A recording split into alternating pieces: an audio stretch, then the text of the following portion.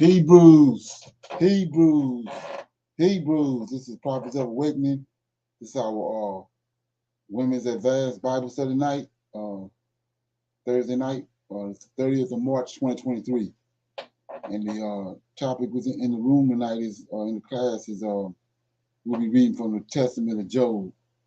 And, we'll be trying to tie it into other things that we was dealing with when it came to Job for his instance with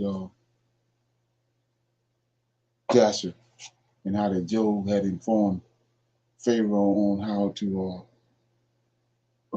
depopulate the Israelites. Okay, so for anybody that inform everybody that you can go to our YouTube channel and Prophets of Awakening and check out our videos. We have a lot of videos and a lot of information is given. And the videos will connect dots for you and lead you into the truth of the Holy Scriptures. And if you like what you're hearing and receiving through the videos, I'm asking you to like, share, and subscribe to the channel. It'd be greatly appreciated. And for those that don't know, this is a non-Messianic channel. We deal with the Tanakh and the Torah. And non-Messianic, it means that you don't deal with the Messiah that's in the New Testament. Jesus Christ, non-Messianic. So we deal with the Tanakh, which is the Old Testament, so-called Book of Remembrance, and the Torah, which is the first 5 books of the Old Testament that was given to Moses on the mountain by the Lord of Hosts. Okay. Welcome and shalom, and welcome to our Prophets of Awakening. Welcome to our Women's Advanced Bible Study. We're going to do our moment of silence, a prayer, Psalms, do some women's health, do some current events, a little need to know information, and we open up for some Q&A, and then we go into our topic, which is reading out of the Testament of Job, out of the complete Apocrypha book. Okay?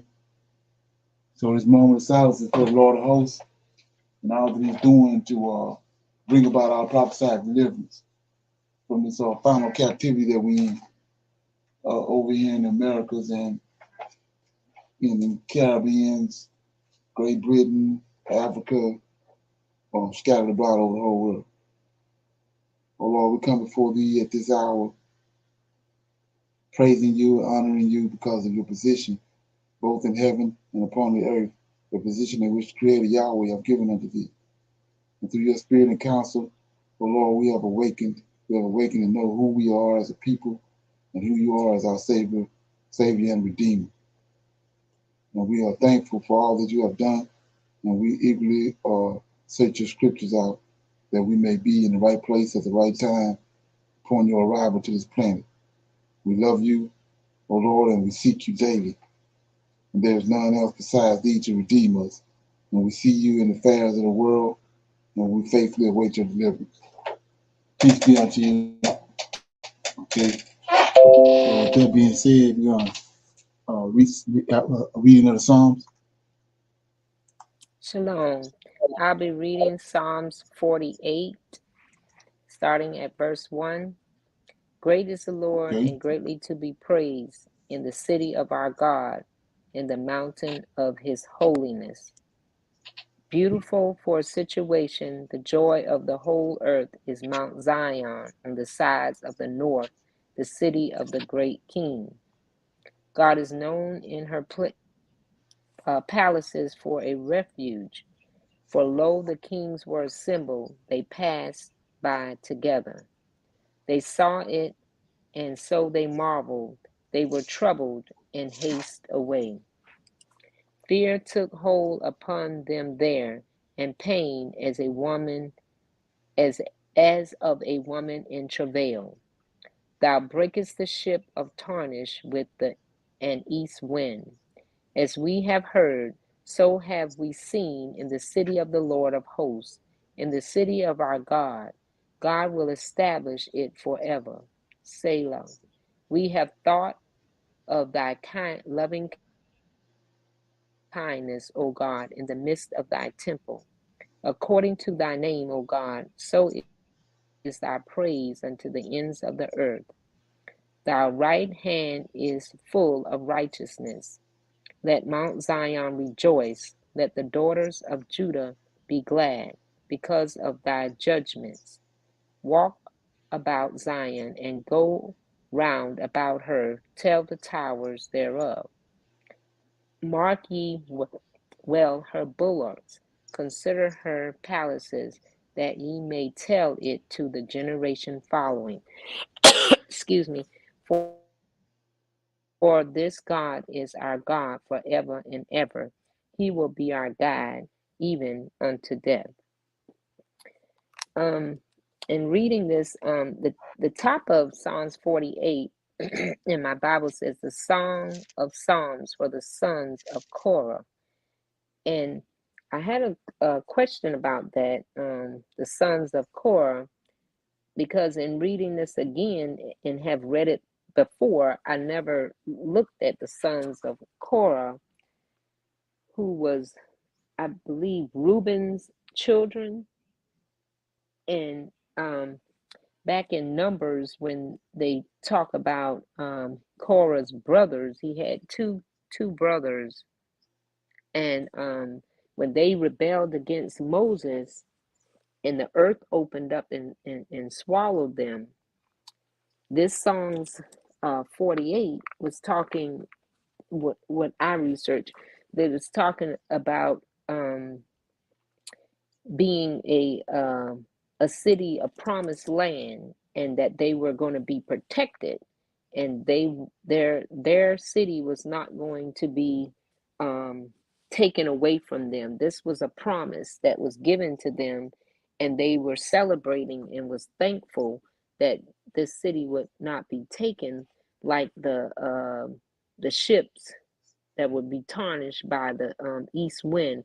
And these ships used to pass through the Mediterranean Sea with goods and stuff. And the Most High said that He would break these ships up, just like um, it would be like the woman in travail. They were fearing that the Most High would do this, and it would be, the pain would be just like a woman, having a baby in travail. So it was a big celebration, and everybody was so thankful and grateful that they had this city. Okay, yeah, yeah. So those are Levites. Mm-hmm. They're from there. They are the tribe of Levi. Uh, Korah was a Levite. Okay. So they like when what you was talking about when they was at Mount Sinai, when Moses asked them, everybody that's with God, come up here with me, and everybody, and the rest, and then a lot of them came up with him, and then a lot of them didn't. And then Moses sent the Levites and the priests out and start slaughtering the people. Yes. So those were it was a dissension between the Levites. Korah, it was a group of them. They wasn't with what was going on. They had been murmuring for the longest. Then it came to a head when while Moses was gone up on the for the 40 days, 40 nights up on the mountain dealing with the Yahweh and the Lord of hosts. That's why it's saying, and if you see Psalm 47. Yes, sir.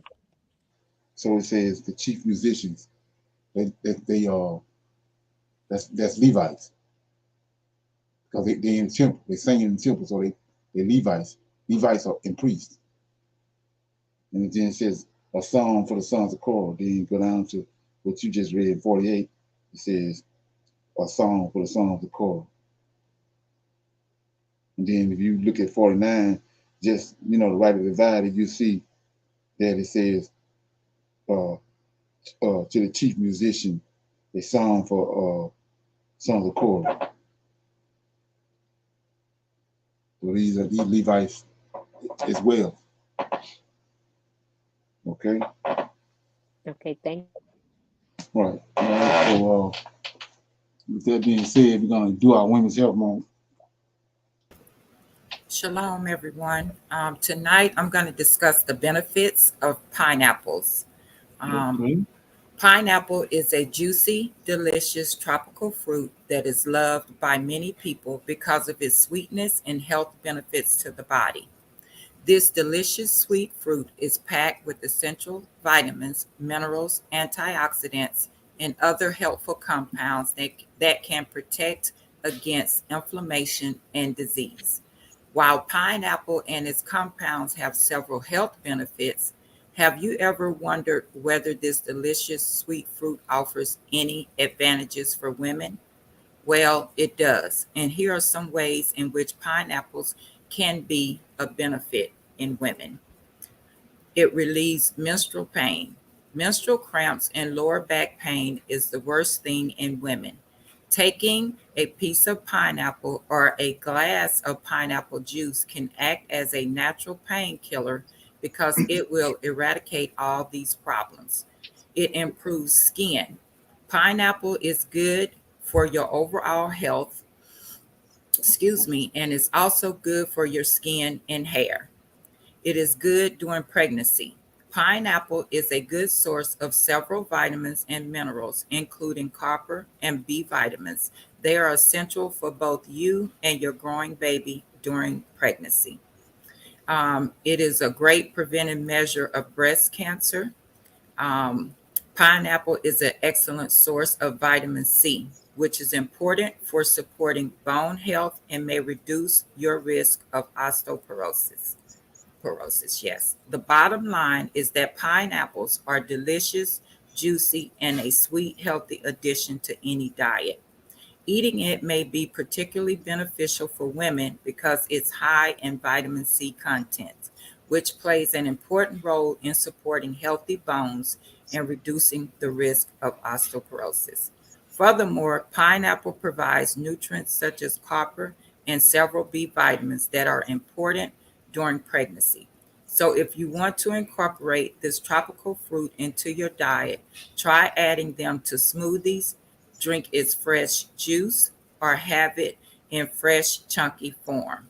I'm going to read Proverbs chapter 4, verses 5 through 9. Get understanding. Verse 5 says, get wisdom, get understanding, forget it not, neither decline from the words of my mouth. Forsake her not, and she shall preserve thee. Love her, and she shall keep thee. Wisdom is the principal thing. Therefore, get wisdom, and with all thy getting, get understanding. Verse 8, exalt her, and she shall promote thee. She shall bring thee to honor when thou doest embrace her. She shall give to thine head an ornament of grace, a crown of glory shall she deliver to thee. That was Proverbs chapter 4, verses 5 through 9, and that was the benefits of pineapples. Right, yeah. So that was it's kind of when you sit there and think about it, how those plants like uh, uh pineapples, watermelons, all those plants are water based, fluid. And we consist of mostly water, fluids, and so a lot of people don't really connect the dots with that. But you have the society we're living in now. We're eating a lot of meat, but we don't take in consideration to eat the the stuff that's coming out of the ground. That's where we came from. It's hard to you'd be surprised at the difference it Right. does when you start applying it to everyday life, eating. Yeah. So that was pretty good. Okay. Uh, we're gonna do some current events, and I'm probably gonna do a little more current events than normal because there's a lot of stuff going on. And I was trying to touch on them all. I'm gonna start off with this one. Okay.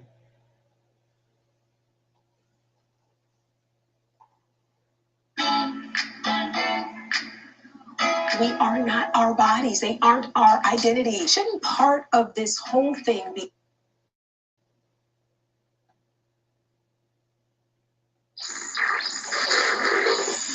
Hi, everyone. Today is Wednesday, March 29, 2023. It's about 11 o'clock in the morning here on the East Coast of the United States. Larry Johnson joins us today. Larry, always a pleasure. Thank you.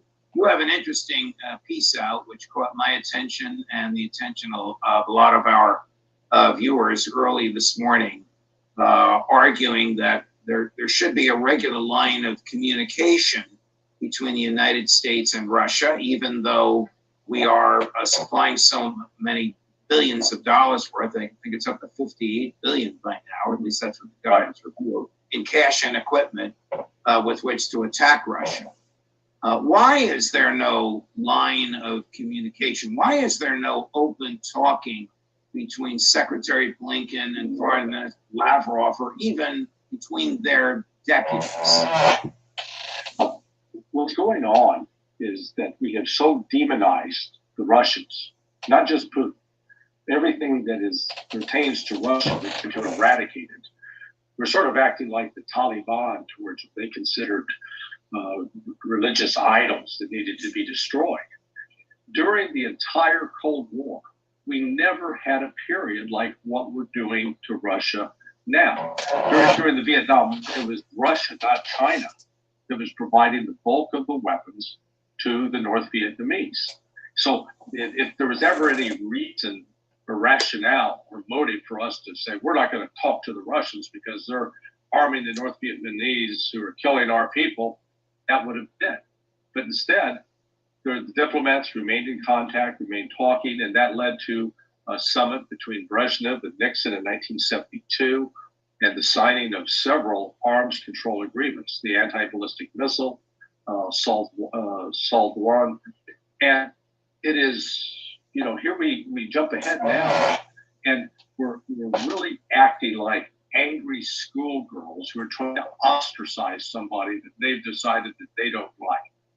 And it is dangerous because instead of having some sort of dialogue, it's devolved into where the United States is spending more time insulting than challenging Russia. So that's why this is so dangerous. And your article points out that recent polling, this obviously shouldn't and doesn't reflect American foreign policy, the effectiveness of CIA and MI6 propaganda. Recent American polling shows this number is staggering, Larry. Only 9% of Americans hold favorable views of Russia. I guess your former colleagues are doing a pretty good job in the propaganda department. Yeah, well, I found out I'm a new presenter, I guess. It is remarkable that it just shows the effectiveness of a comprehensive propaganda program. Opinions. I hear prominent radio personalities referring to Russia as communist. That's absolutely wrong. They're not a communist country. In fact, the Communist Party is now a minority party within Russia. Russia is gone back to its traditional roots, which was Eastern Orthodox Christian and a conservative Christianity at that, somewhat opposed to the Catholic Church. Recently, President Zelensky, very recently, this just came out a few minutes ago, had an interview with an American correspondent, journalist. I don't recognize the person. You'll see this in a moment. On a train. You'll see the two of them sitting on a train and talking to each other. The interview is in English. She speaks English like we do. President Zelensky, of course, has an accent, but he's understandable. And she asks him about the significance of Bakhmut. Now, you would expect him to make some sort of an argument from military necessity or Ukrainian patriotism.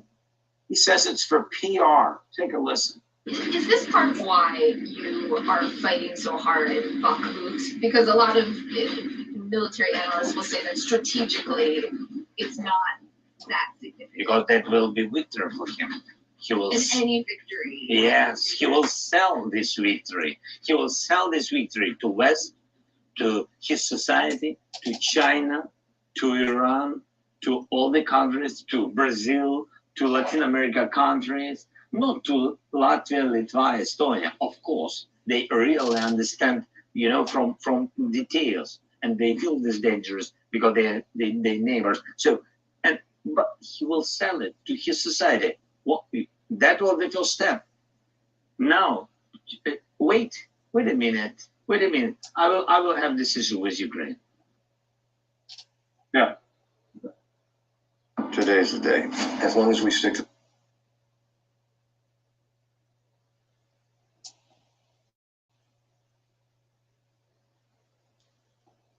I'm not piling on. I'm not piling on here. This is very serious. This is serious stuff. People are dying.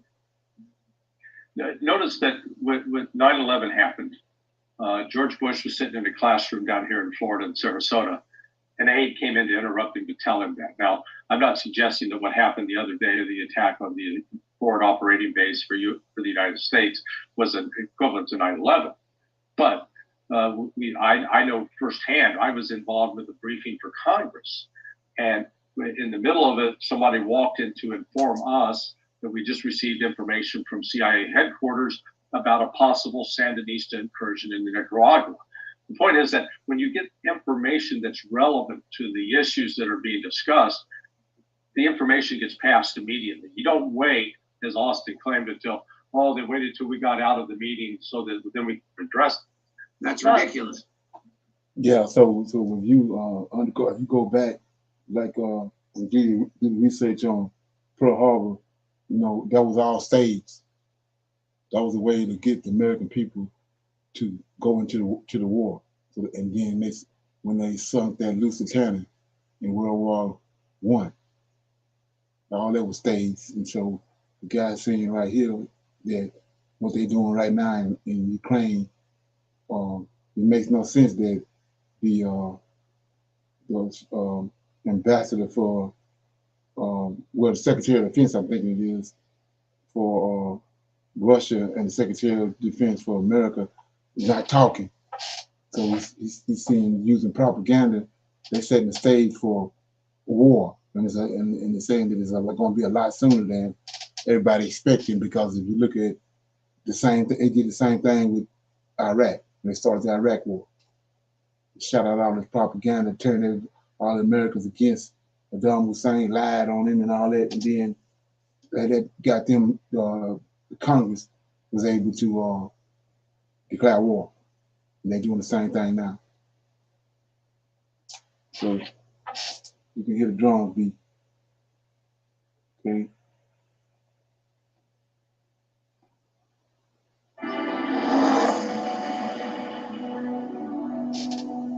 The dollar is facing a revolt. The world knows it as the king of currencies, but the dominance of the dollar is now under threat. More and more countries are looking for alternatives, and China's yuan is emerging as a clear challenger. Beijing is pursuing a string of deals. The latest one is with Brazil. Brazil and China are ditching the dollar. From now on, they'll use their own currencies for trade. So China is pushing the yuan. What about the Indian rupee? It's not. This is why they're pushing war right here. They see what's happening to it. They see what's going on. The Indian rupee is also emerging as a serious contender. And why are these trends significant? Because currencies drive commerce. The dollar's dominance gives the US an outsized influence on the global economy, and a shift away from the dollar will only hurt America. It will also hasten the rebalancing of the global economy. In the next few minutes, we'll look at this trend and where this is going. First, the events in Brazil. Brazil announced the deal yesterday, and it did not come out of the blue. The agreement had been in the works for a while. A preliminary pact was signed in the month of January. It laid the foundations of the final agreement, and it's a fairly simple deal. Earlier, Brazil and China used the US dollar for trade. Now they will deal in their native currencies. China will use the yuan, and Brazil will use the Brazilian reais. How does it help? It will save costs. Look at the official statement from Brazil. This is what it says. The expectation is that this will reduce costs, promote even greater bilateral trade, and facilitate investment. China is Brazil's biggest trading partner. Last year, their bilateral trade was worth over $150 billion. So it makes sense for Brazil to ditch the dollar. What's in it for China? Beijing is on a mission. It wants to internationalize the yuan. It is building a large coalition of partners. These are countries that will use the yuan instead of the US dollar, and Beijing has made considerable progress in this direction. It has secured bilateral pacts with 41 countries so far. The total value of these agreements is more than $500 billion. So the yuan is gaining international acceptance. And the petro yuan is rising. Now, what is the petro yuan? It's not a different currency. Petro yuan is simply using the yuan to settle oil bills, just like the petrodollar. And China is making an aggressive push for this. It is finding takers in oil-producing nations. Russia, for instance, it has embraced the yuan. So have Iran, Venezuela, and some African nations. Now, reports say Saudi Arabia is also considering the switch from the dollar to the yuan. And this is going to be a very important development. We know that Riyadh has been at odds with Washington and is getting closer to Beijing. But ditching the dollar will be a decisive move. Meanwhile, the Indian rupee is also competing in this race. Last year, India's Reserve Bank made a move. It allowed international trade settlements in the Indian rupee. It's still early days, but India has made progress. Banks in 18 countries have shown interest. They've opened special accounts, and these accounts will help them settle trade payments in the Indian rupee. And these are the countries we're talking about. They're ditching the dollar. They want to use the Indian rupee for trade with India. Earlier this year, Brazil and Argentina floated an idea. They're thinking about a common currency for South America. Halfway across the world, Southeast Asia too is losing patience with the US dollar. In Africa, countries like Kenya are dumping the dollar. They'll use the Kenyan shilling for oil imports. So here's a question. Why is all of this happening now? Why is there a global rebellion against the dollar? Also, how did the dollar become the world's reserve currency? It happened after the Second World War in the year 1944. 44 allied countries met at Bretton Woods in the US. 44 countries came together. They wanted to avoid another financial turmoil, so they created a system, a set of rules that would shape the global economy as we know it today. It led to the creation of the International Monetary Fund, the IMF, also the World Bank. The Allies also agreed to a new exchange rate system. Each country pegged the value of its currency to the US dollar. And that's how the American dollar gained its dominance. The Bretton Woods Conference gave the US immense power to dominate the global economy. It created two financial institutions, the IMF and the World Bank, largely controlled by America. And they're still quite powerful and still led by the US. As for the dollar, it is still widely used, both inside and outside the US. About $1 trillion notes are in circulation outside America. Some 40% of the world's debt is issued in US dollars. Nearly 60% of the global currency reserves are in US dollars, and close to 90% of all foreign exchange trade involves the US dollar. The world economy is hooked to the dollar, but now it wants to give up this addiction, but it will not happen overnight. The dollar's downfall, though, has begun. Okay, any comments on that?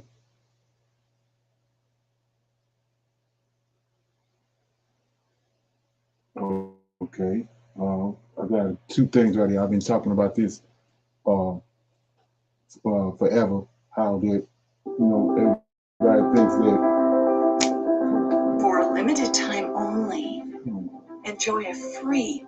Everybody thinks that they see this big push for reparations, and how that America keep playing games with us as far as repairing the damage that they've done to us as a people, and all they've been doing for the last 400 years.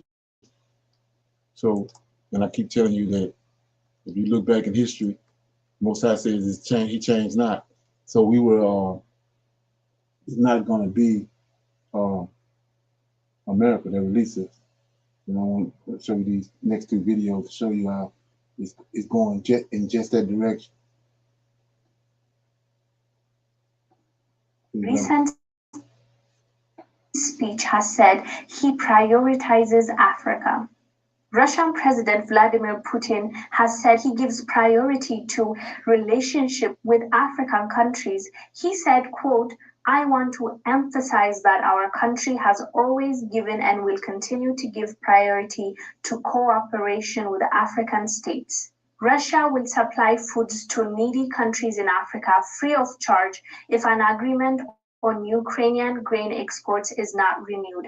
We are ready to supply the whole volume sent during the past time to African countries, particularly requiring it from Russia free of charge to those countries. He also said that his country will support African countries with any technology that they might need. And also, he said something very interesting. He said he believes the African continent will continue increasing its authority and the role in the emerging multipolar world order. It sounds like Putin is betting on Africa. He said he believes that, Africa is going to grow in authority and in the role that Africans play universally. And, as you know, there's supposed to be a meeting that is coming up between Russia and 40 African countries. And we talked about how a Russian minister came out and he said that US is trying to meddle in the relationship between Russia and African countries, and they're actually trying to stop this meeting from happening. Russia is... So you see what I mean? They ain't got no intention on trying to give us nothing. And they see Russia coming in, they see what's getting ready to happen. Accusing the United States of disrupting or trying to disrupt the relationship Russia has with Africa. Russia's deputy foreign minister said, quote, the United States is exerting unprecedented pressure on African countries, including attempting to disrupt a planned Russia-Africa summit. There's supposed to be a Russia-Africa summit this year in July that was already planned between Vladimir Putin and African leaders. And so they are accusing the United States of basically trying to stop that from happening and also trying to meddle in the relationship between African countries and Russia, which I don't think is a secret because we've seen the mainstream media and the Western politicians speaking up about it. But it seems like this meeting is going to happen and African countries are open to having a discussion with Putin because African countries are seeing the opportunity that they have, like powerful nations fighting for Africa's attention between China, Russia, US, EU. Now they're like, okay, we can take this and use this to our advantage, and they no longer are rejecting relationships just because the Western world is against it. Anyways, Fab, let us know down below what your thoughts are about what President Putin has said about African countries. Okay. Any comments on that? Wow, you see Africa is turning more away from America and building closer relationships with Russia and China and these other countries. So that's really saying a lot, that we're not paying attention to. And Russia really started building a relationship with Africa years ago. This is not just started. I think that, we are really starting to hear about that relationship because they are cutting, close ties with America. Exactly, right. And like I said, that Silicon Valley Bank is tied to India. India is one of the countries that's in the BRICS. So that's intentional because now they're trying to undermine India because they see what's happening.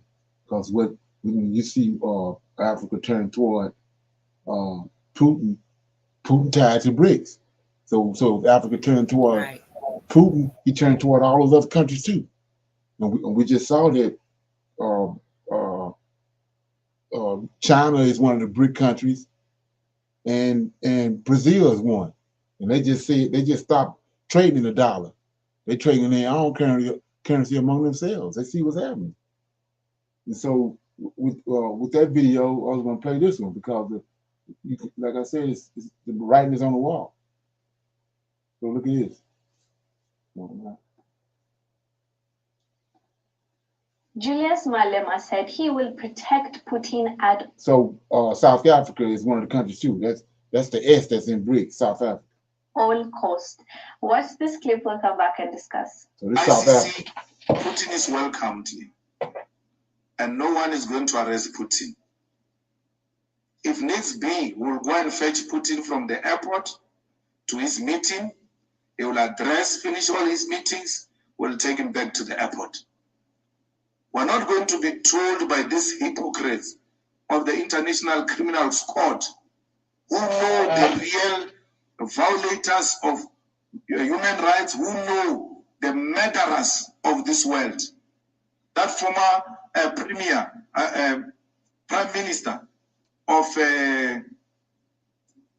Tony Blair admitted that they made a horrible mistake when it comes to Saddam Hussein. They've not been charged today. Bush is still there. They've not been charged till to date. And then Obama killed Gaddafi. And then nothing has happened. We're here today with Libya being destroyed and unable to recover because of America. We know very well that where NATO gets involved, those are terrorists. We know very well where the US says we're going in to install peace. That place will never know peace as long as America has visited that place. So we don't want ICC's hypocrisy to apply here in our country. President Putin is welcomed. We know our friends. We know the people who liberated us. We know the people who supported us. In Kutukonaval, the weapons that were used in Kutukonaval that led to the liberation of South Africa were coming from Russia. Russia supplied us with weapons in Kutukonaval. Cuba supplied us with soldiers. MK was drunk. As you heard, he said, whatever it takes, they are protecting Putin. By them, I believe it's the EFF. He said, even if it means they go to the airport and welcome him and take him to all the meetings he needs to get to and bring him back safely. And you can tell he means every word that he is saying. And, you know, the ICC wants to arrest Putin. And basically, Malema is saying Putin will be safe in South Africa. Whatever it takes, he's going to be protected. Anyway, Sam, what are your... Okay. So, like I said, the writing's on the wall. It's no time in between. It's all going downhill. It's going down fast. So, like I said, you need to be getting your ducks in a row because this thing is getting escalated. Let's look at this. I got some need to know information right here. Let me play this.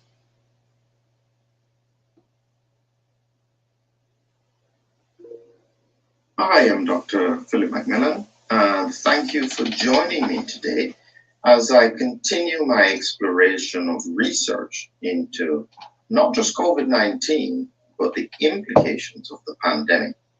And I look objectively at all sides of COVID-19, so not just the infection, which contributes spike protein and can cause autoimmunity based on our initial research, but also the spike protein that exists with regards to vaccination. What impact can that have in the context of long-term disease?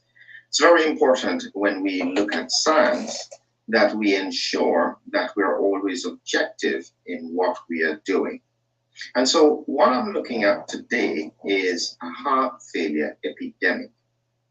And the heart failure is just simply the fact that the heart is not able to efficiently pump blood around the body.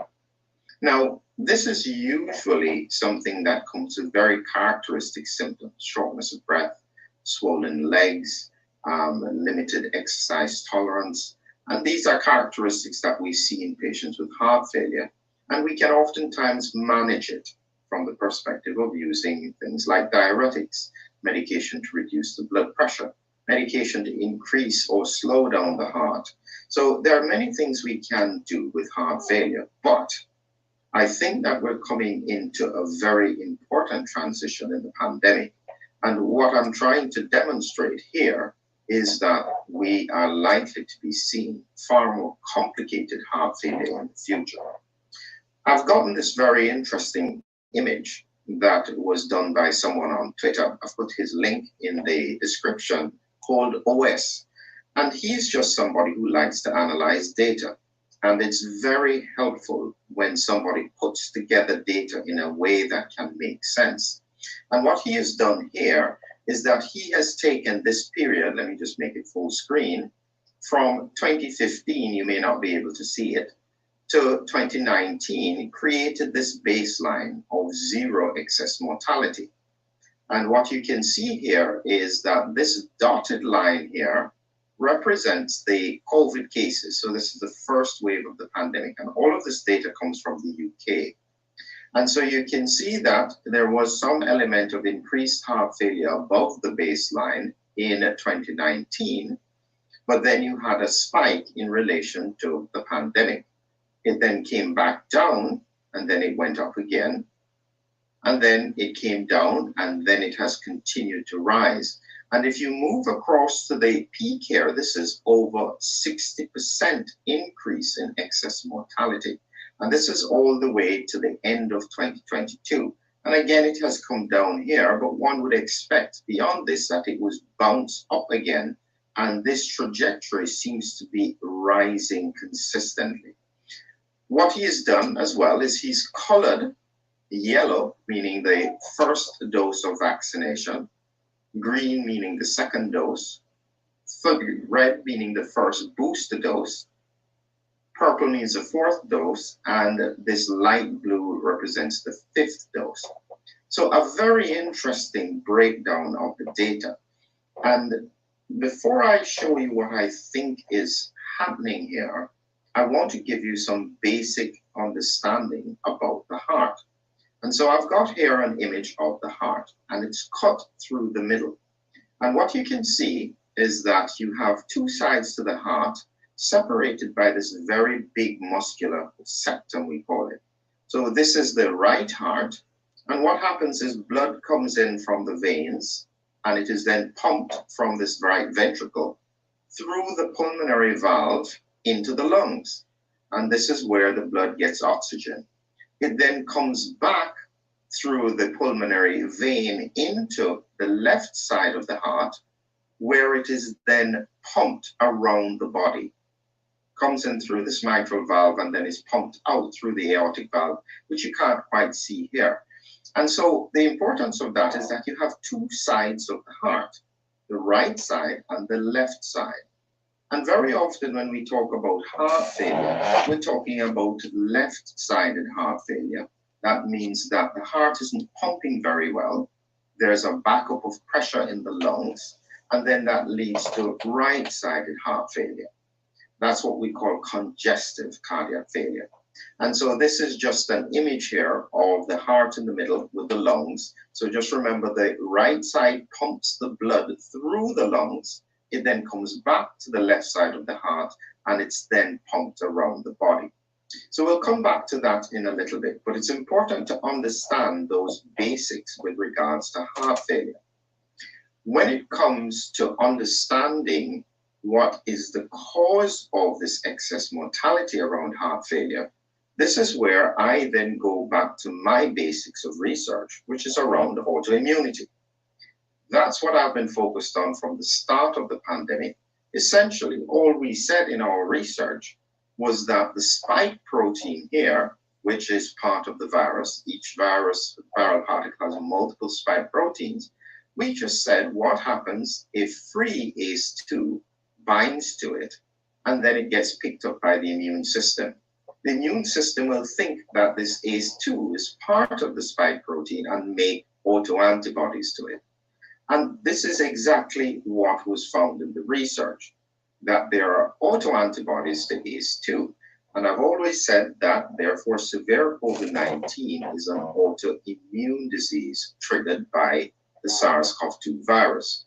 Now, just to make it clear, many people don't agree with that. They recognize that there are autoantibodies to ACE2, but they don't necessarily think that those autoantibodies are relevant in the context of being the primary cause of disease in severe COVID-19. So that's just where the scientific viewpoints differ. I'm holding my ground on this because everything that I have seen in the pandemic can be explained by autoimmunity. So taking it further, just remember the simple point. I have said that we're going to end up with autoantibodies to ACE2. Guess where they are concentrated? They are concentrated in the lungs, especially the blood vessels in the lungs. And when we make this full screen, you can see here these little sacs of alveoli where the air comes in, and then it exchanges oxygen and carbon dioxide, and then this is how the blood gets oxygen and how it releases carbon dioxide. But there are some arteries coming to these alveoli, and they have high levels of ACE2 in them. And so therefore, in the context of both severe COVID-19 and what I predict with regards to immunity, autoimmunity, ongoing beyond that, you could have blockage of these little vessels, which will then increase the pressure on the right side of the heart. Remember, the blood has to come through the right side, go through this pulmonary artery, through the lungs. So if the pressure increases in this, you will then have what we call right-sided heart failure. The oxygen can't get to the blood, and enough blood can't get through the lungs to get to the left side. And that's essentially what I think is going to be happening in the context of heart failure.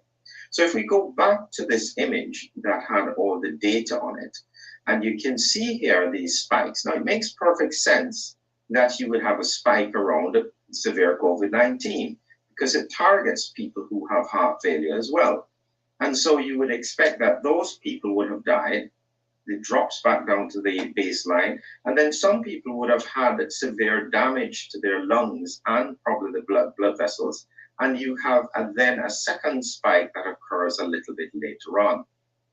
But here we move into the area of the vaccination. Now, remember the principle. I've just said quite simply, if ACE2 binds to the viral spike protein, is it possible that it binds to the vaccine spike protein? No, it does, because this is how we knew that the vaccine spike protein was the correct formulation and shape, because it bound to free ACE2 in the tests. So absolutely it does. Is it possible that you can get an autoimmune response? Based on my research and extrapolation, I would think so.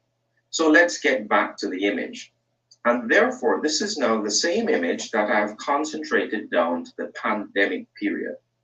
And what you can see here is that once you hit these two periods where you have the first and the second dose, heart failure does seem to rise. It comes down a bit and then it continues to rise again after the third dose.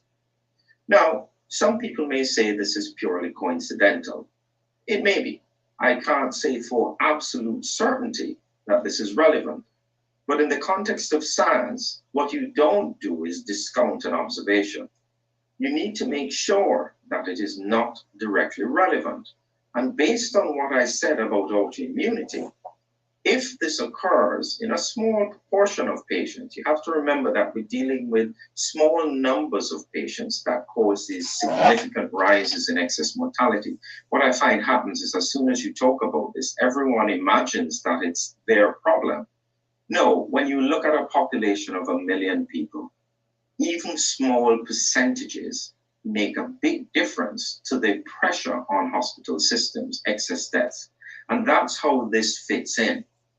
It's very, very important for us to look at these things and to try and understand them and acknowledge them if they are relevant. Because if we don't, the outcomes of that could be disastrous. Remember, this here is the pulmonary artery. What I essentially am saying is that the pressure in this pulmonary artery, because of this autoimmune process, which can occur either because of infection or potentially because of vaccination, you can then end up with higher pressures here, leading to right-sided heart failure. That's the bit that I want us to look at from a research. Okay, so what this video is about is there's been an increase in a serious increased spike in heart failure. And the guy is saying that, it really spiked right after 2020. when the jab, they started taking these stuff for the jab. It's really it increased, and it's like way out of proportion now. So anybody in the comments on that? Anybody heard anything about that? Okay, Yes. let me see what's Yeah. Yeah. Okay, what you got? No, I was just saying yes that I have heard of that, and like he's saying, it's conditions, certain conditions that you have that causes or leads up to heart failure, like diabetes, high blood pressure, even HIV, inflammation, of heart muscles, different things like that leads up to that. So then when you turn around and you consider the jab, that just adds, more to it. So I believe that's why more of that is happening. Well, right, exactly. He said the body reacting to the jab, and it's spitting out more. It's creating a different type of chemical, and that chemical is what aiding in the pressure that's being put on the heart, because it's a simulated, not an actual real chemical that the body reacting to. Is something that's been introduced to it, and it's artificial. Right. Okay. Yeah. So let me answer this right here. Says, well, what's confusing to me is that the communication with Russia, when it comes to NASA in the space program, they are still communicating. Yeah, that's a prime example of, like I was saying about Esau. You got a pyramid. They got this pyramid they talk about with the very top of the pyramid is where the controllers that control the planet and control the world, and that's Esau and the Illuminati and Esau. They controlling everything, and all these different countries, when they go to these different world meetings like the Bilderbergs and all that, they all on the same accord, but they got the population in all these different countries thinking that they're at odds with each other, but they actually working together. Like I said, all the companies, when the World War, or when they was fighting against Hitler, all the companies, DuPont,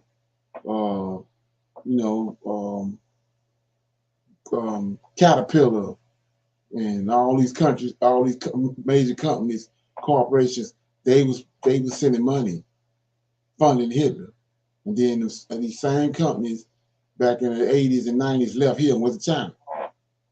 So China Rise is based on all these American countries that left here and went to China. It's all being orchestrated. Okay. Like I was saying before, I don't know if I really talked about it. I talked about it a little bit, but look at all those companies. You'll notice they got sun symbols on their products. Sun worship. The morning stars, Lucifer.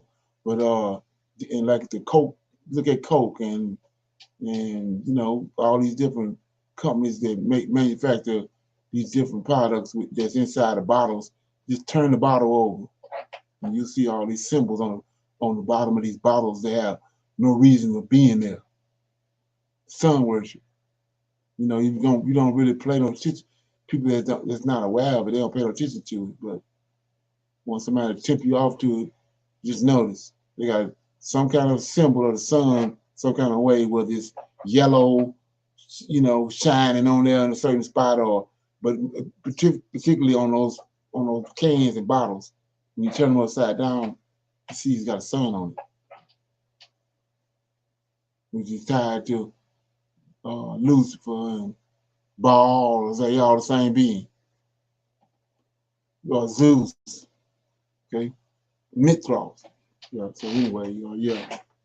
Check that out. You get a chance. They have no reason. That symbol on the bottom of it, those bottles have no reason. It's not supporting the bottle that's going to help it stand up any at all.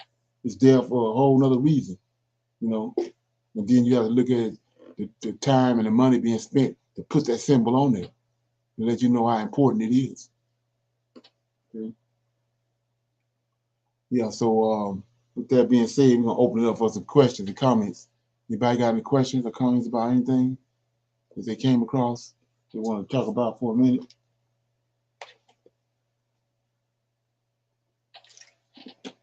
Okay, I got a couple of things I want to shine light on. Like I said, I got some extra videos tonight. The first one is this guy right here tied to reparations.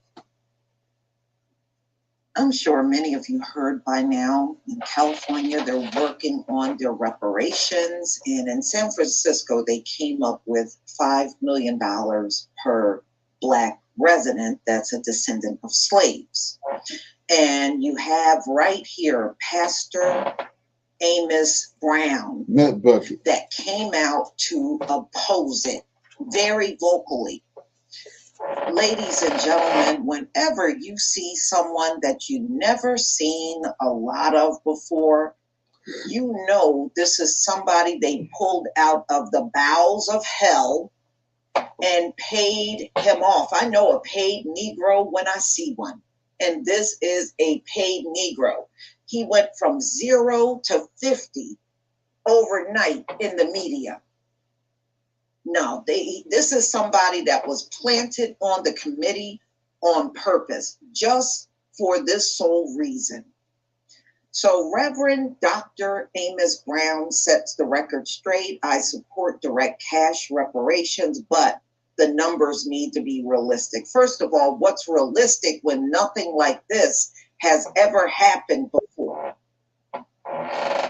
So what's realistic? 20,000 each? I mean, realistic to you may not be realistic to everyone else. Just understand that.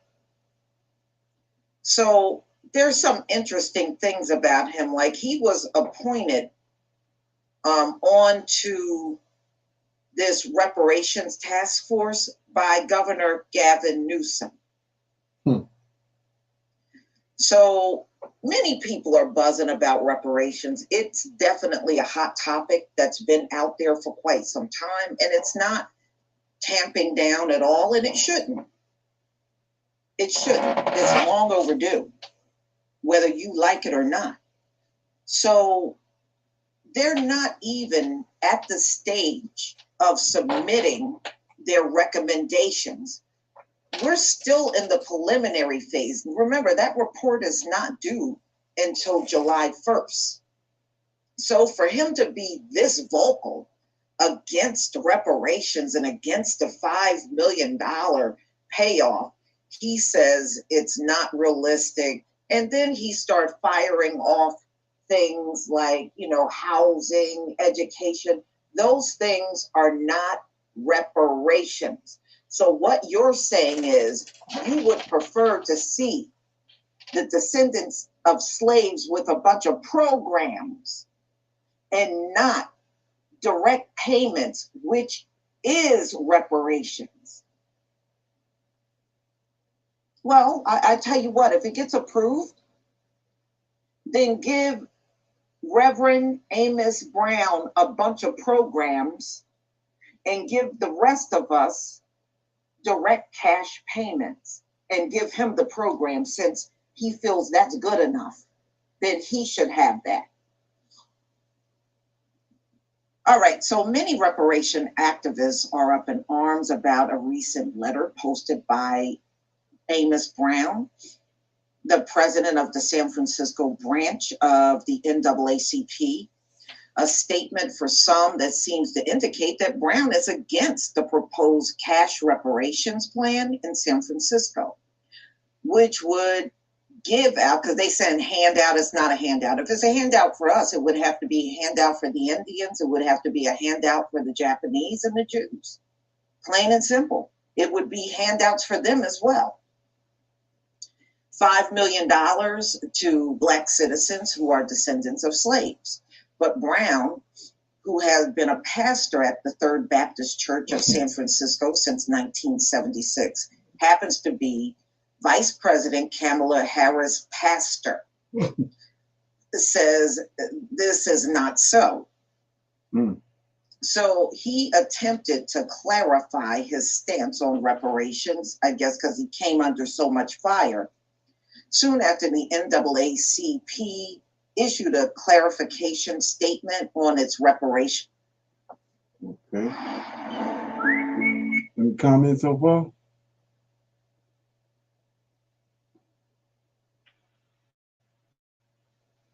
Okay. Are indeed for cash payments, but the $5 million, per person is an arbitrary number. Well, of course it's an arbitrary number. Everything is still in a preliminary state.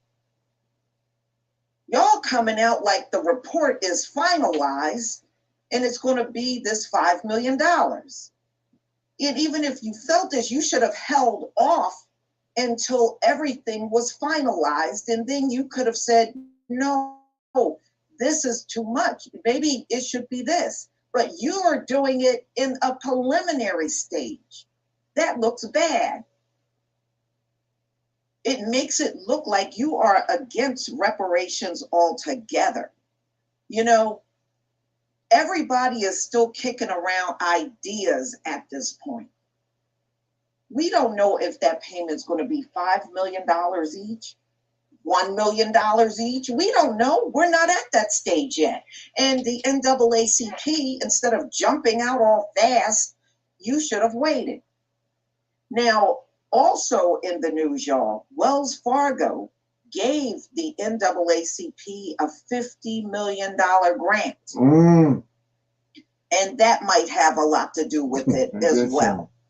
Just look at the timing of this entire thing. So, they're talking about healthcare, housing, education. Those are programs. Those are not reparations. So many have interviewed this man so far. So now he's backtracking after he started bringing up programs instead of direct payments. He's now saying he's not against cash payments, but he wants that and more. Yeah, so, I guess you can't take the heat that's coming at you now. Okay. Any comments on that? Anybody heard anything about that? Yes, I did. I view him as he's really tied to a lot of people in politics and the government system, people from the White House, as Clinton and all of those people, right? So we should not expect anything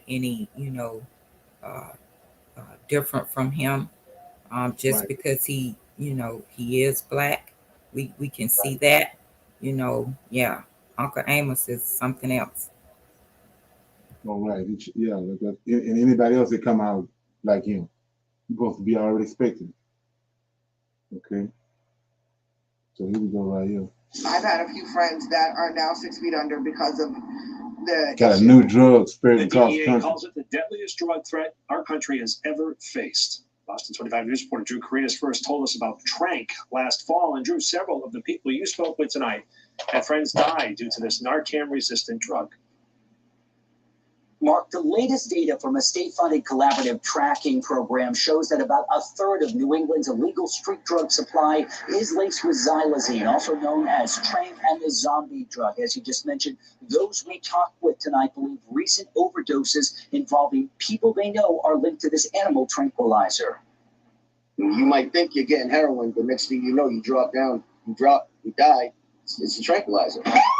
The new warning from federal authorities about an emerging public safety threat, fentanyl and other drugs mixed with the animal tranquilizer xylazine, is not a surprise to those who have dealt with recent overdose losses in the Boston area. I know quite a few people that most likely passed away due to this new stuff. Will Rivas tells us he just had 2 friends die last week and suspects the anesthetic approved for veterinary use with large animals is to blame.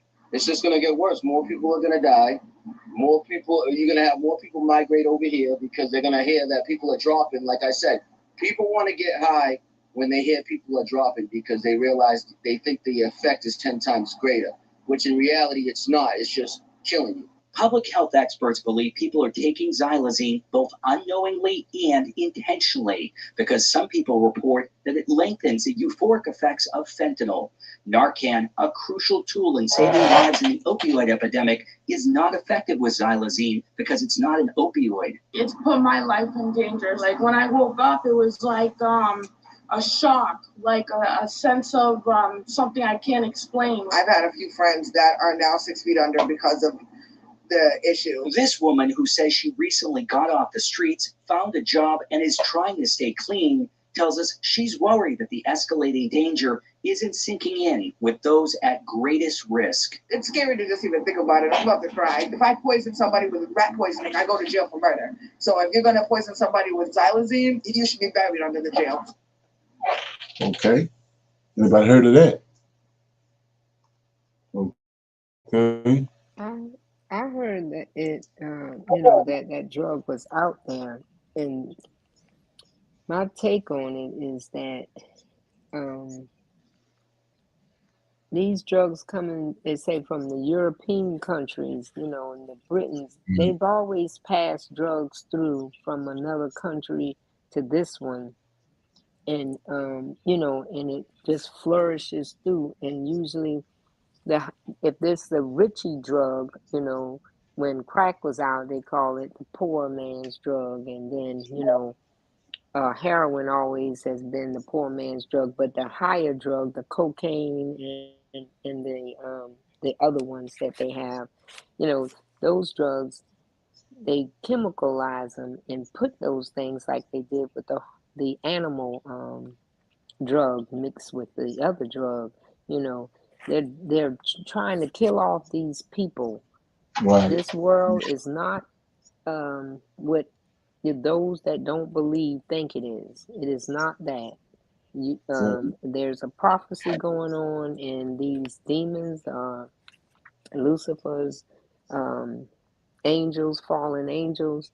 They're doing what they're supposed to be doing, and we as Hebrews have to continue to, navigate through this and continue to study and, get our way through this, because we are the chosen, and we will go to the promised land.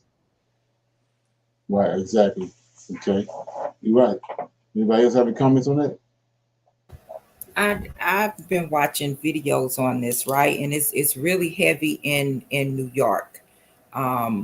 And the thing about it is they've added this this drug for animals to fentanyl, right? So it's eating the flesh of the people. So even if they're losing a limb or dying from it, they will risk that. But the thing is, what I was watching, that I've noticed that it's the homeless people that are really taking this drug. So I think that they're really targeting the homeless people with this. Okay, yeah. I'll add to that. I know in California and LA, it does target poor too, but the drug is not free. The drug is expensive. So whoever, however they're getting it, and whoever is getting it, it's a cost to that drug. And there's some people, and this has been going on, I don't know, not with the animal drug, but with just the fentanyl in Philadelphia. They have streets, blocks and blocks of people hooked on that, and they're zombies. They just walk the street, and and it's like an epidemic there, and it's been like that for at least 4 or 5 years now. So as this drug continues to go around this nation here, because if it's coming from the European countries and going into Boston, and it's traveling its way around, that's how the enemy attacks. And the enemy comes and he seeks to devour. You know, for those who are not, again, I'll say it and keep saying it, is not being awakened by the word and not, you know, knowing that you have this choice to, you know, to look into it, search it, and go the right way, because it's a bad thing. When you look at all the current events, the flooding, the tornadoes wiping out everything, all the people in that little community, and you know, it's a lot going on. Thank you. Okay, yeah, that makes a lot of sense. I think this video right here is going to explain a lot right here. This last video before we go into our topic. Any science mission or project, what would you do? As an African and as a Bantu scientist, the research project that I would love to conduct is for us to definitively find out if white people actually have souls. Now, guys, please don't be weird and think this is about race or black supremacy. No, this is about the correlation between genetics and human behavior. Did you know that scientists and philosophers have always theorized that the pineal gland is where the soul lives and it's where all our thoughts and decisions are formed? Let me repeat. The pineal gland is where all our thoughts and decisions are formed. It is so check that out. So the pineal gland is in our brain. We call it the third eye. It's where you get the visions. That's all the prophets have in the Old Testament. The vision. So, like I was saying, go back to Cain. What did he do to Cain? The melanin, the pineal gland created the melanin. Will give you the dark skin. He took that away from Cain. Like I said, it's only one definition of what curse means. He did it to Mary. He took his connection. That's right. The gift is the melanin. So in the scriptures, when you see him curse somebody, he's taking the melanin from them. The pineal gland created the melanin. The dreams, visions, the intellect, all that is coming from pineal gland, which gives the melanin, which makes the skin dark. So let's check it out. Where the soul lives. So white people, tell me why 80% of your pineal gland is calcified and doesn't work. That's a sign. 80% of the thing that controls your thoughts, decisions, and behavior does not work. And me being a Bantu scientist, the way I'm choosing to understand this is that 80% of your soul doesn't work. If you have one at all, that is. Because as an African, that's the only way I can make sense of white people's collective barbaric behavior throughout the centuries. There has not been a time in human history where white people haven't been a cancer of destruction and terror on this earth. Why? They do not have souls. Well, at least that's what I want the research to say. Like the human race. It all started in Africa. We can play that game if you want to, but what that means is that black people are the most advanced form of the human race, and what it also means is that your phenotype is a mutation, a genetic mutation of the human race. And I'm not interested in having any arguments about that. You can take it up with your DNA. This is such a bad faith talking point because it's like, okay, we all came from Africa, and what, you came back here to commit genocide? You came back to a place that you say you came from and committed genocide. That's your way of coming back home. Also, why did you have to start all the pseudosciences telling everybody that we were descended from apes when your phenotype is the closest relation to primates, in fact? Like, which is it? Are you a proud mutation or are you a proud African? In which case you should be learning from the indigenous people here, not imposing the cave dweller standards that you came from. Okay. Ease for everyone, everywhere. Any comments on that? Like I said, I'm constantly talking about that because that's, like I said, that's one-on-one. When you're breaking down Most High's creation, He tells us to examine His creation, look at His creation, then you understand Him. Everything. Hearing the things the brother to the left stated in his video was very interesting. Quite frankly, I had never heard of this before, right? So I decided to, do a little bit of a read on it here and there. And honestly, I couldn't stop laughing. I could not stop laughing because it was just funny to me how it was white scientists who did all of this research and came to this conclusion after comparing the pineal glands across races. White scientists were like, you see, after doing our research, we found out that the pineal gland is the place that homes the soul.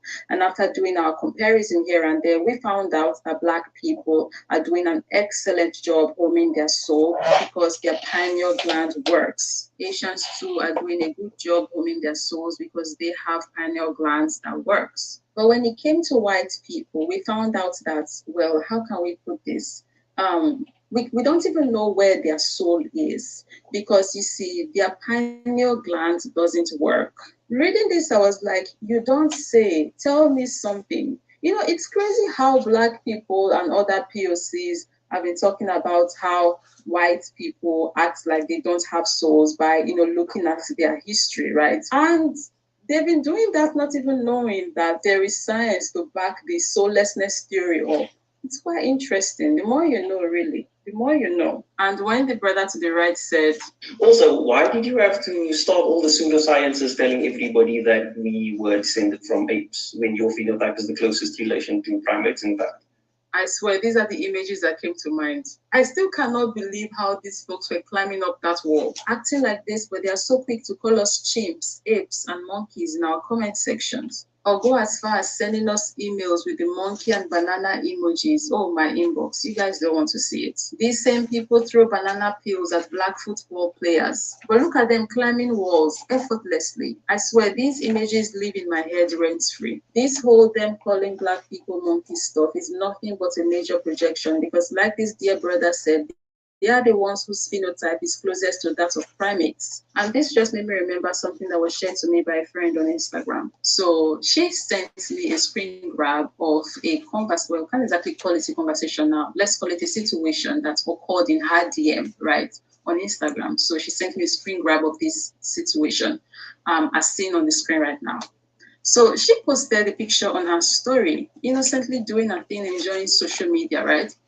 And this white guy came from nowhere and replied to her story, calling her a sheep. Like we literally could just be minding our business. But anyways, what I love about this whole situation was how Sis responded to his racialism. You cannot argue with science, and that's on period. Again, what did our dear brother say earlier? Also, why did you have to start all the pseudosciences telling everybody that we were descended from apes when your phenotype is the closest relation to primates, in fact?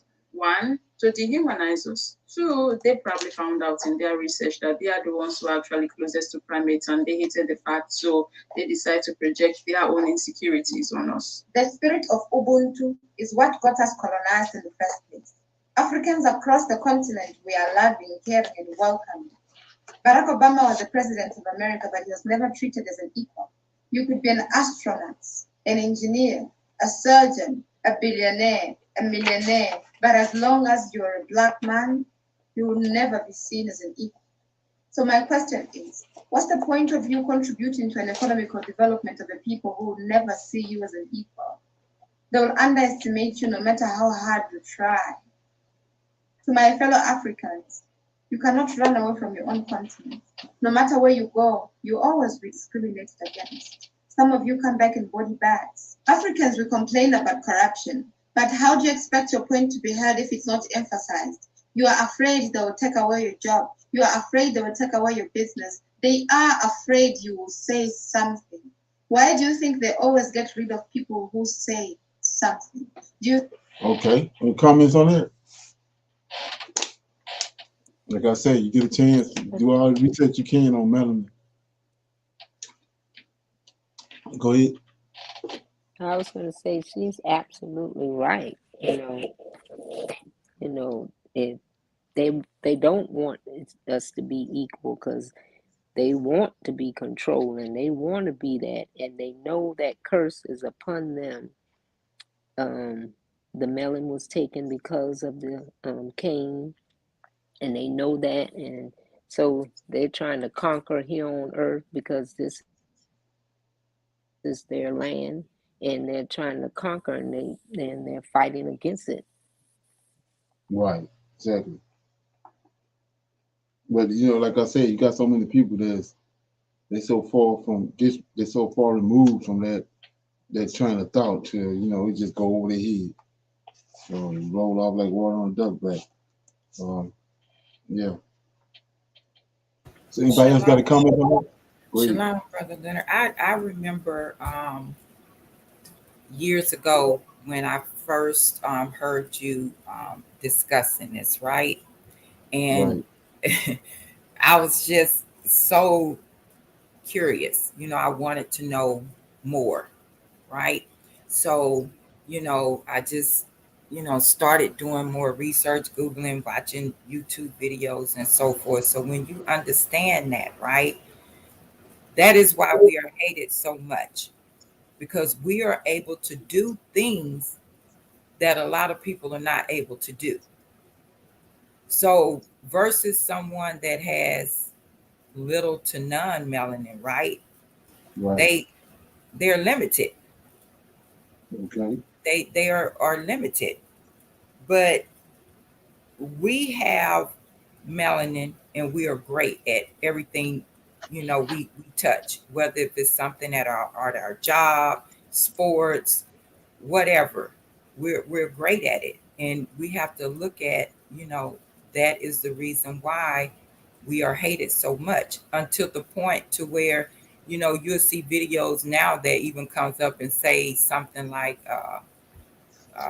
how to activate, you know, your pineal gland, right? Things like that. Like I say, they want to do so much in the lab, you know, because they want to be like us. So they go into the lab and start creating, you know, all types of things, to where now they can inject something into someone, you know, the pale folks, and turn them, you know, a certain color. And it looks crazy. Right. Right, you're right. Like I was saying, most people don't, you know, they're not tuned into that. They're not zeroed in on that. So it goes right over their head. You know? Yeah. Okay. Anybody else have anything pertaining? Anybody, any more comments on that? Okay, yeah. So I was saying that the topic within the room, or within this Bible study is the testament of Job. And so you keep hearing me saying, and you know, every chance I get about that, I don't really subscribe to the book of Job, right? And then so here goes, it's another example right here, showing you that what I'm saying about Job is actually the truth. So I'm in Jasher right here. This is one of the reasons that started me to looking at Job in another light. And then it's just the way he's coming off in the book of Job, the way the way he's addressing the Lord of hosts, and his countenance, it just ain't adding up to me. But so anyway, we know that the children of Israel Pharaoh was killing all the young boys from 2 years and down. He was having them thrown into the Nile River, drowning them and killing them. So we found out that in the book of Jasher, Job was the one that gave him the advice, right? And I'm showing you how that Job is in the, when you go to the Esau's lineage in Genesis chapter 36, you got the Uziites. It's a land called Uz, which it's in the land of Edom. So Job is a Edomite. So it says right here in Jasher chapter 67, it says in verse 42, it says, we start at verse 40. Pharaoh then brought some wise men before him in regards to trying to figure out what's going on with how to deal with the Israelites. And so it says in verse 40, now this is right after Joseph died. Now therefore Now, therefore, it seems good in thine eyes. Cease from destroying the children of Israel. But if it be not thy will that they should dwell in Egypt, send them forth from here, and they may go to the land of Canaan, in the land where their ancestors sojourned. And when Pharaoh heard the word of Jethro, he was very angry with him, so that he rose with shame from the king's presence and went to Midian, his land, and took Joseph's stick with him. So we know that Jethro is come from he's a Midianite, which is from Abraham's second wife that he got after Sarah died. He has some children for Kirkuk, and the Midianites are out of that lineage of people. They are Moses, they Abraham's children, but they from Kirkuk.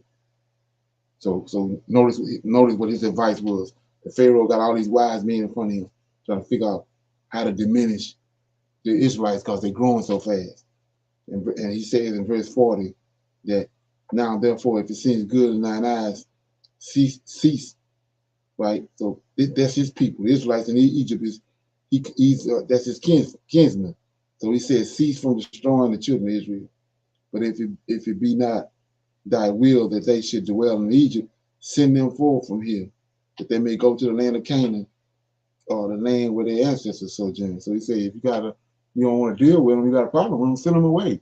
And let them go back home to their ancestors, where their ancestors are, the land where their ancestors at. And then 40 says, and when the Pharaoh heard the words of Jethro, he was very angry with him, so that he rose with shame from the king's presence, and he went to Midian and his land, and he took Joseph's stick with him. So the Pharaoh, he looking for advice, but he don't have no intentions on releasing the Israelites. And we see the same thing now, Revelations, and these all these suggestions coming up, but they ain't got no good intentions for them, so they ain't going for none of that. So anyway, verse 42 says, the king said to Job, the Uzziite. So that Uzziite, the word Uz is in Uzziite. U.S. And you go to Genesis 36, the descendants of Esau, that's this city right here, this land is in Edom. So he's an Edomite. Then it says, what saith Job? Pharaoh asks, what saith Job? And what is thy advice representing the Hebrews, respecting the Hebrews? So Job said to the king, behold, all inhabitants of the land are in thy power. Let the king do as seems good in thy eyes. And the king said unto Balaam, what dost thou say? Balaam, speak that word that we may hear it.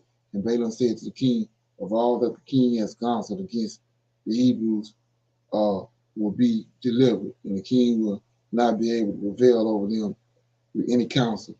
For if thou thinkest to lessen them by flaming sword, thou cannot prevail over them.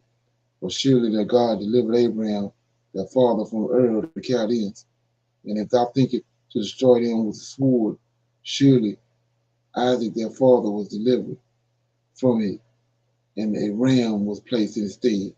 And if with hard and rigorous labor thou thinkest to lessen them, thou wilt not prevail even in this. For their father Jacob served Laban in all manner of hard work and prospered.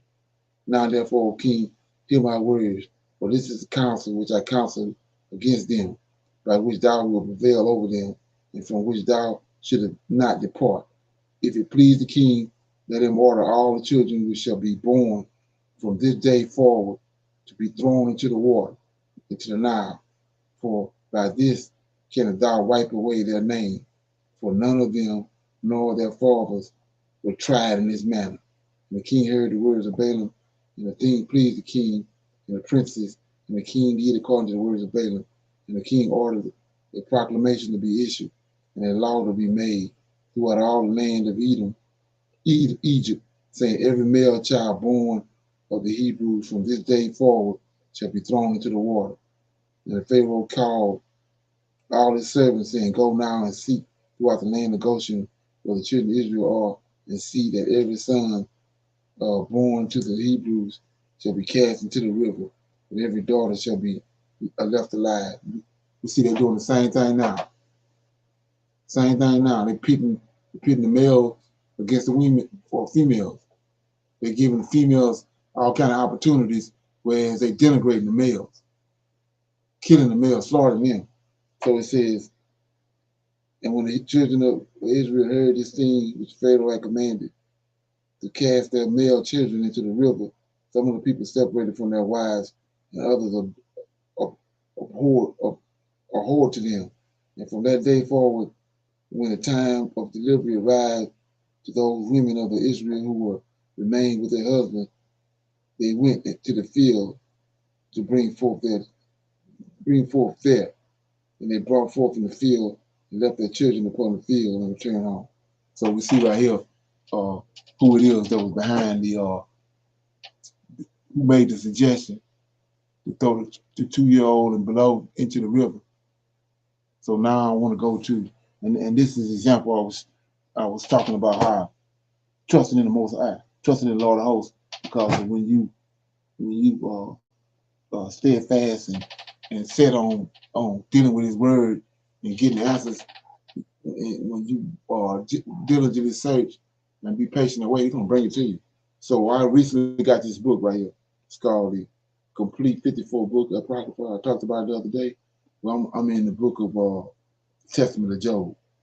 And so if you had any doubts about what I was saying, you shouldn't have no more doubts after I read this. So it says, on the day that he became sick and knew that he would have to leave his bodily abode, he called his 7 sons. It's Job. He called his 7 sons and his 3 daughters together and spoke to them as follows. Form a circle around me, children, and hear. I will relate to you what the Lord did for me and all that happened to me. For I am your father, Job. Now then, my children, that ye are the generation of the chosen one. Look at this. That you are the generation of the chosen one. And take heed to your noble birth. For I am the son of Esau. I'll tell you that point blank. Come on. So he says, for I am the son of Esau. My brother is Nahor. And your mother is Dinah. See that? So look what they're doing. Nahor is over in Genesis tied to Abraham. Tied to Abraham terror. So they sticking Job over here, Abraham lineage. So it says, I am the chosen one. Take heed to your noble birth, for I am the son of Esau. My brother is Nahor, and your mother is Dinah. Dinah is Jacob had 12 sons and 1 daughter, Dinah. So see how now they sticking him over here with the Israelite lineage. So with Jacob's lineage. So it says, my brother is Nahor, and your mother is Dinah, and your mother is Dinah. I have became your father by her. For my first wife died with my other 10 children in bitter death.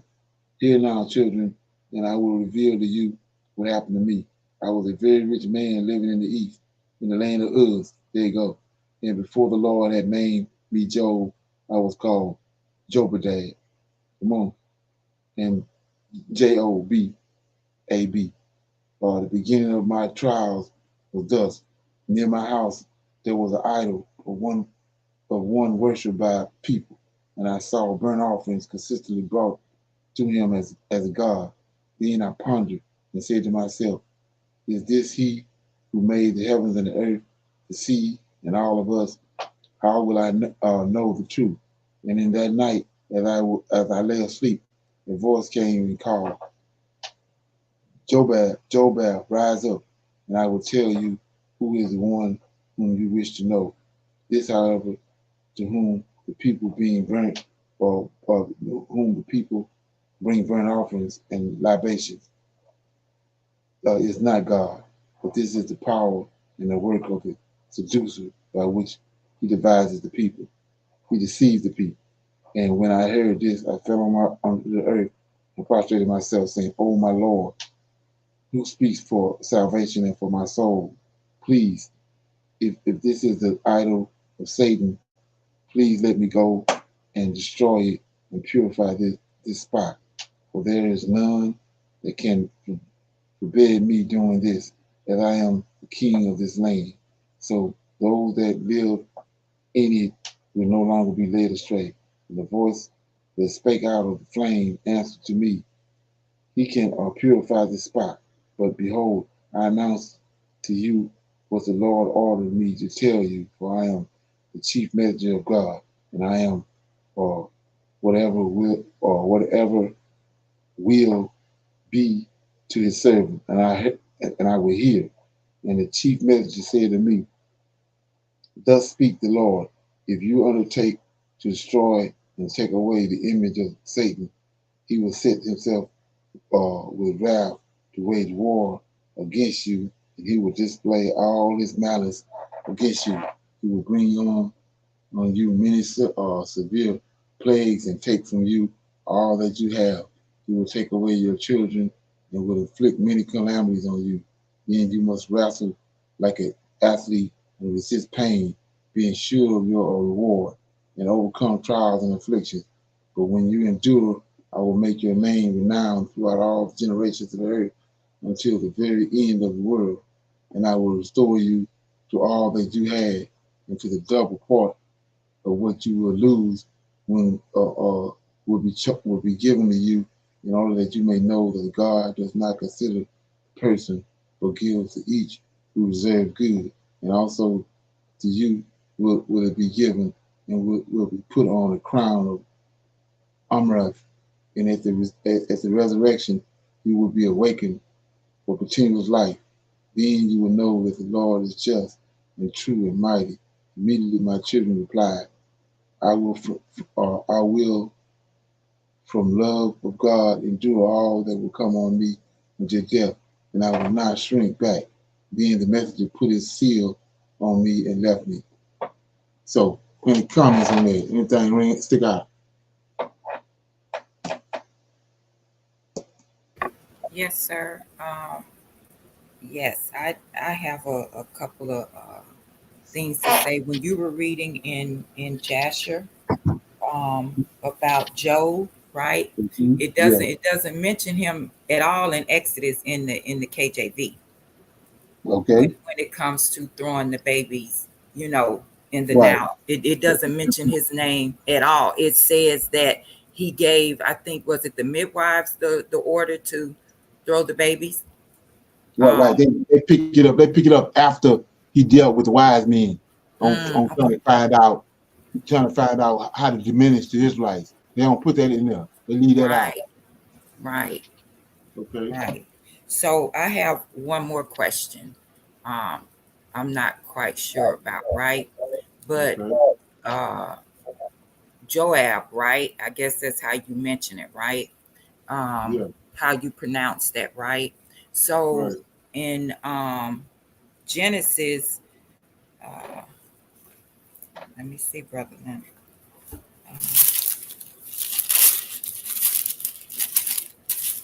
In Genesis 36, right, it mentions the kings of Edom, right.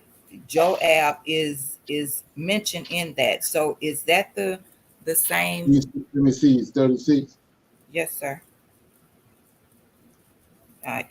Yes, 36, and it mentions him in 36 and 33. Yeah, that's him. J-O-B A-B. The same person. Same. Okay. So it says 33. Bela died. Bela was a king, and Jobab, the son of Zia of Bosra, reigned in his stead. So notice I was saying you have to pay attention to that. See, it says Bosra, right? Yes. So that's a city. Oh, okay.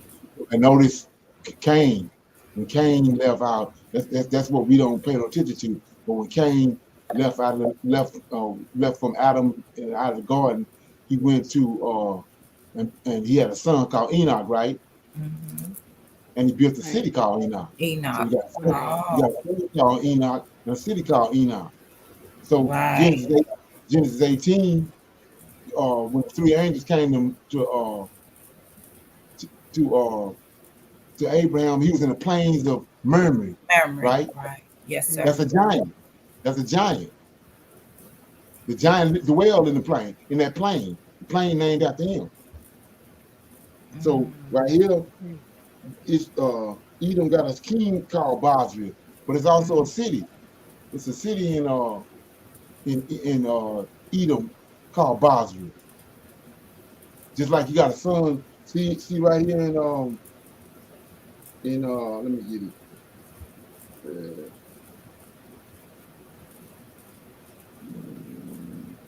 Yeah, verse 11, 36:11. 36:11. Okay. See that? Say the sons of Eliphaz. These Eliphaz sons were Tema, Omar, Zephno, Gazim, and Kinza, right? Mm-hmm. So you see that Tema? Yes. So go to Obadiah. Okay. Look at Obadiah, and I mean, there's only one chapter, only verse, starting at verse 8. Okay. It says, shall I not in that day, says the Lord, even destroy the wise men out of Edom and the understanding out of the mount of Esau? Then verse 9, and thy mighty men, O Teman. Teman. See that? Mm-hmm. And then another one is, and so like I said, if you don't understand all that, all this going over your head, because you don't understand what's going on. So you go to Isaiah 63. Bosra. He got a son called Bosra. So you go to Isaiah 63. Let me get it. Yeah, 63. And Edom color is red, right? Yes. Yeah. That's his color. That's how we identify. So we're at 63. And it says, you got it? Yes, sir. Yes, 63 and 1. Who is this that coming from Edom? See that? Esau with dyed garments from Bosra. See that? Mm-hmm. Yes. This is that is glorious in his apparel, traveling in the greatness of his strength. I that speaks in righteousness, might to say, wherefore art thou red? See that? They're gonna read. Mm-hmm. Wherefore thou is red in thine apparel, in thy garments like him that treadeth the wine press. So go to the Roman army. And the cape on the back of them, they red. All that's Edom. The 4 beast Yes, is it Edom. is. So, but people Yes. like that, they're not tracking that. So we see that Job is an Edomite. Right. He's an Edomite. So, like I was saying, they came back when they got hold to our records and denigrated our forefathers and elevated theirs. Right. Right. And Like I I said, see. Moab drunk. Noah drunk. But the Most High yeah. said he was perfect in his generation. The reason why he saved him. Right. But when he get off the boat, he'll drunk. Right. And Right. Jacob a trickster, a usurper. Right. Right. Yeah. Right. And so now you see how they done lifted Job up with a whole book. Right. Right. Yeah, And saying he'll give up right, his sons and daughters and all that when he knows it's all a trick. Right. And then notice what I was just reading. That's what all that we were just reading now is what Abraham did. So they took it. They took that story of Abraham and stuck Job in there. Yeah. Yeah. So yeah. And when you throw away these books and you say I don't read those books or whatever, you'll never know this type of information if you're only in the KJV and really not understanding, because like it says in this too, when you were reading it says something about and your mother is Dana or something like that. Right. And then I see in verse 32 in Genesis 36, this is just me thinking, it says, and the name of his city was Danabah. Right, exactly. So it's just those things like that really it adds up to something. Right. Yes. Right. Even though I may not have the full understanding, I know it's meaning something. It's a red flag. Right. You learning. Yeah. Like that. Like with Zerubbabel, they tricking you off by leaving Sheshbazzar in there. But just like he just told you, my original name was Jobab.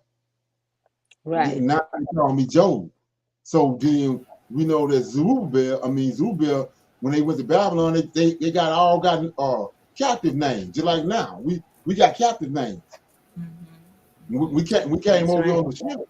We came over on the ship. When you go look at the manifestos, you see we came over. We all had Israelite names, but they didn't want us to come here and getting off the boat with those Israelite names because all the people knew that we was the people of the book. They would have probably revolted, or they wouldn't have went along with all the things they did to us. But they changed our names, and so just like Daniel 9:25, when we talk about the Messiah is Zerubbabel.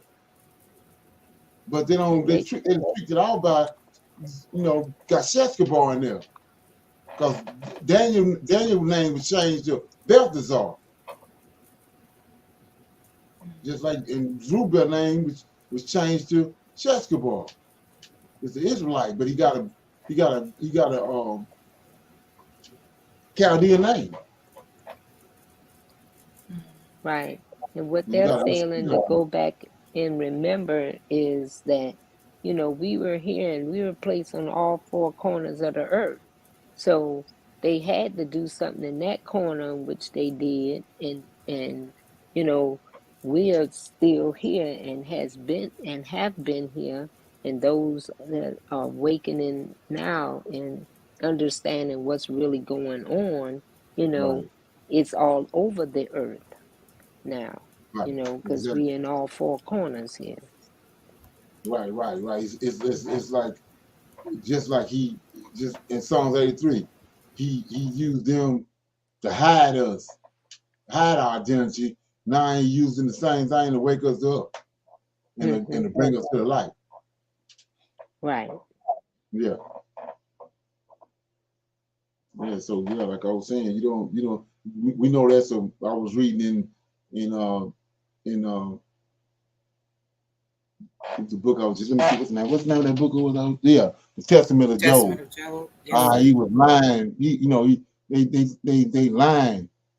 They just replaced Job, like I said, they put Job in another light.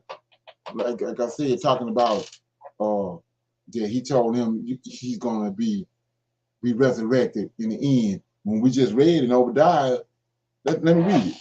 Look what it says in Obadiah pertaining to Esau. It says, and matter of fact, this when Obadiah is written, it's just around the time of, around that time when Job existed. So in Obadiah, it says, starting at verse 17, right? It's only one chapter.